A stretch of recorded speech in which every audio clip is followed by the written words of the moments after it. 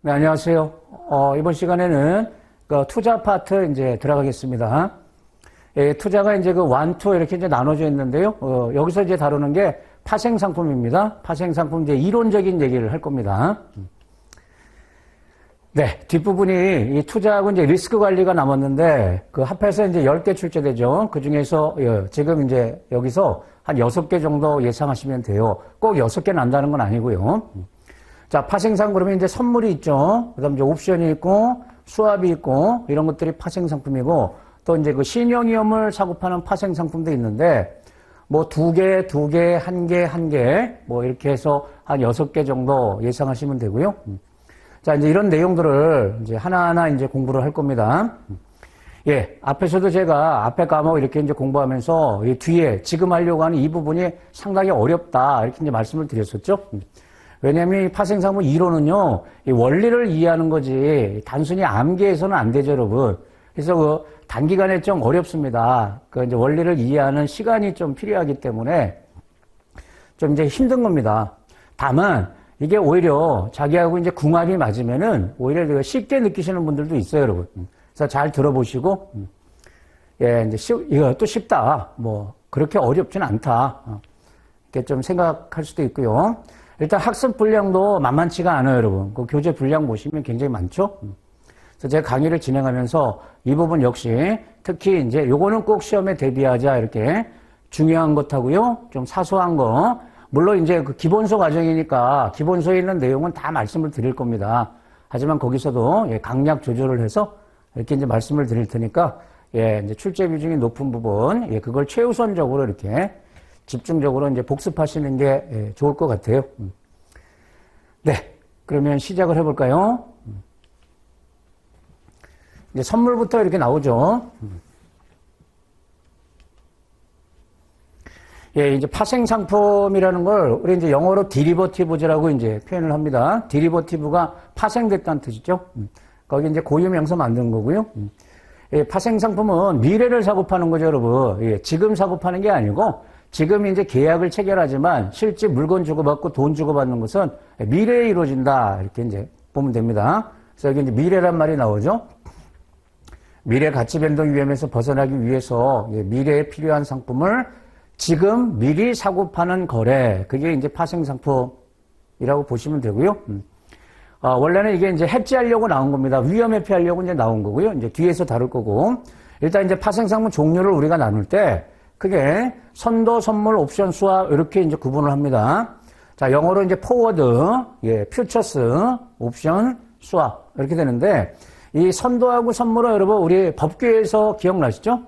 선도, 선물은 동의를 하게 보고 법규에서 어떻게 정의를 내렸어요? 인도할 것을 약정하는 계약이다. 이제 기억나시죠? 이 권리를 부여하는 것을 약정한다. 교환하는 것을 약정하는 거다.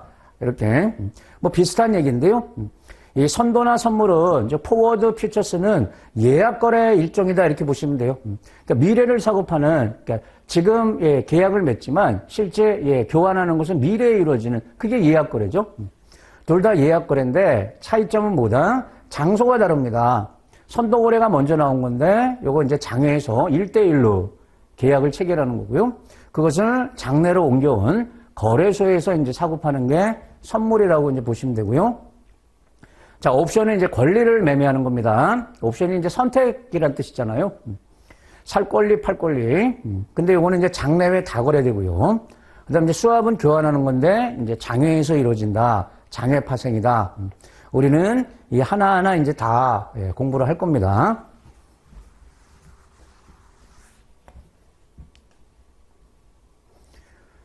자, 제일 먼저 교재에 보시면 이 선물 거래 이제 경제적 기능이라고 이렇게 이제 나옵니다. 경제적 기능이라는 것은 이제 그 순기능 또는 이제 장점이라고도 볼 수 있겠죠. 그러면 선물을 가지고 이렇게 얘기를 하지만 이제 파생 상품은 다 이런 이제 순기능이 있습니다. 뭐 제목 중심으로 봐주시면 됩니다. 뭐 어려운 거 아닙니다. 일단 선물은 예, 미래를 사고 파는 거 아닙니까? 현물 가격은 지금 가격이지만 선물 가격은 미래 가격이란 말이에요. 미래 가격. 정확히 얘기하면 이제 현물의 만기. 예, 만기 때 현물 가격. 예, 그게 이제 선물 가격이기 때문에 그래서 이제 미래 가격 발견 기능을 갖고 있다는 겁니다. 선물은 미래 가격에 대한 중요한 정보를 제공한다. 왜? 이 자체가 미래 가격이기 때문에. 그래서 그 미래 가격을 정확히 예측할 수는 없지만 거기에 대한 이제 중요한 정보다. 선물 가격이 올라가면 현물 가격이 앞으로 올라갈 것이다. 이제 이렇게 예상할 수 있다는 거죠. 그 다음에 이제 핵심이 요거라는 겁니다. 리스크 관리하려고 이제 파생상품 나온 거예요. 위험 회피하려고. 내가 뭐 주식을 갖고 있을 때, 채권을 갖고 있다, 또는 뭐 달러를 갖고 있을 때, 여기 이제 위험이 있지 않습니까? 주가가 하락하는 거, 금리가 상승하는 거, 또는 이제 달러 가치가 하락하는 거, 환율 변동이 되겠죠? 그런 위험을 이 선물, 이 파생상품을 이용해서 이제 전가시킨다는 겁니다. 리스크는 시장에 늘 존재해요. 소멸될 수가 없죠. 근데 그거 이제 리스크를 이제 피해가는 그런 목적으로 선물을 이용한다는 겁니다. 그래서 이제 선물 시장에는 투자자 사이에 위험이 거래된다. 위험이 이제 전가되는 기능을 한다. 현물의 위험을 선물로 이렇게 이제 이전하는 겁니다. 자, 좋은 말입니다. 효율성이 증대된다. 이제 선물 거래를 통해 가지고. 여러분 이제 효율성 이런 말 나오면 차익 거래 떠올리시면 돼요. 이제 불균형이 생겼을 때 차익 거래를 해가지고 시장을 이제 균형으로 만드는 거예요. 효율적으로. 그러니까 불균형이 존재할 때 무슨 거래? 불균형이 생길 때 하는 게 이제 차익 거래입니다. 이걸 통해서 그걸 이제 해소해서 시장을 이제 효율적으로 만든다는 겁니다. 그다음에 이제 거래 비용이 상대적으로 절감된다. 현물 거래할 때보다. 일단 이제 주가 지수 선물은 기초 자산이 주가 지수거든요. 시장 지수를 사고 파는 선물인데 그러면 적은 비용으로 주가 지수를 구성하는 모든 종목에 투자하는 효과가 있다. 그러니까 개별 종목이 아니고 시장 전체 모든 종목에 투자하는 효과가 있다. 적은 비용으로. 그리고 여러분 이제 여기 이제 수수료 얘기는 없는데요. 수수료도 통상 이제 쌉니다. 주식 거래할 때 수수료보다 이 선물 거래할 때 수수료가 훨씬 싸요. 거래 비용 절감, 효율성 증대, 리스크 전가, 미래 가격 발견. 이게 이제 선물이 갖고 있는 경제적 기능이다. 넘어갑니다. 자, 이제 2절보다 이제 3절을 제가 이제 먼저 하겠습니다. 이제 선도 거래가 이제 역사적으로 먼저 나온 거니까 선도 거래 다음에 이제 선물 거래를 볼게요, 여러분. 영어로 하면 이제 포워드 거래죠. 자, 우리 현물 거래하고 선도 거래 이제 그걸 좀 비교를 해보자는 거예요, 여러분. 현물 거래는 뭐예요? 물건과 돈이 거래되는 시점, 즉시 교환되는 거. 지금 사고 파는 거. 우리 편의점에서 뭐 물건 사는 거, 이거 다 현물 거래 아니겠어요? 지금 돈하고, 물론 이제 카드를 이용하지만, 신용카드 이용하지만, 그것도 지금 당장 결제하는 거잖아요.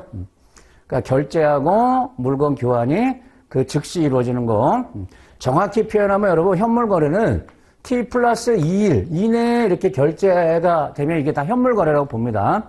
주식을 생각해 보세요, 여러분. 우리나라 주식 3일 결제인 거 아시죠? 월요일 날 이제 주식 거래를 하면 수요일 날 이제 주식하고 실지 자금하고 이렇게 결제가 되죠. 여기까지가 이제 현물 거래인데 이 현물 거래를 하면 필요할 때마다 물건을 뭐 사고 팔고 하면 되잖아요. 그런데 이게 이제 문제라는 겁니다. 미래 가격 변동에 이제 노출되죠, 여러분. 가격이 앞으로 어떻게 될지 모르는데, 그럼 그때그때 그 시장 가격으로 이제 거래를 해야 되기 때문에, 가격이 불확실하다. 이게 이제 단점이라는 겁니다. 그래서 이제 선도 거래라는 겁니다. 예약 거래. 요거는 뭐다? 계약 시점이 있고요. 이제 만기 시점이라는 게 있어요, 여러분. 파생 상품 다 만기가 있거든요. 계약 시점에 수량하고 가격을 미리 정해요. 쌍방간에. 그리고 실제 그 교환은 언제? 만기 때 한다는 거예요. 만기 때. 이런 게 예약 거래 형태가 되겠죠. 그러면 좋은 점이 뭐냐면 가격을 미리 정한단 말이에요. 지금 미래 가격을. 그래서 가격을 미리 고정시키는 효과가 이제 있다. 그러면 현물 거래할 때 이 가격 이제 불확실성 이걸 제거할 수 있다. 제거할 수 있다. 그런 게 이제 파생 상품 거래 이제 특징이라고 보면 됩니다. 미래 가격을 미리 이제 고정시켜 놓는 거예요. 근데 이제 선도 거래는 이제 장외에서 이루어지는데 대표적인 선도 거래가 여러분 선물환 거래입니다. 이 선물환은 처음에 번역을 할 때 이제 선물이라고 번역을 해놨는데 사실은 이게 이제 포워드 거래란 말이에요. 그게 선도 거래입니다. 그러니까 선도환이라고 해야 되는데 처음에 이렇게 우리가 한 번 사용하면 잘 안 바꾸잖아요. 그래서 이게 선물환은 선물이 아니고 포워드 거래입니다. 장외에서 이루어지는. 그런데 왜 환자를 붙인 거냐면 이거는 이제 외환 거래예요, 여러분. 달러 선물한, 뭐 엔화 선물한 이런 거란 말이에요. 그래서 두 통화를 그러니까 여기 이제 기초 자산인 뭐 달러라고 했을 때 달러를 미리 사고 파는 거래다 이렇게 보시면 돼요. 자, 여기 이제 대표적인 선물한 거래가 이제 선도 거래인데 계약 조건을 보겠습니다. 자, 달러를 이제 사고 팔기로 계약을 맺는 거예요. 근데 실제 교환은 언제 한다? 90일 후에. 이게 이제 만기고요. 수량은 100만 달러고 이 가격을 이렇게 정했다는 거예요. 이게 이제 선물 가격이 선도 가격이 되는 건데요.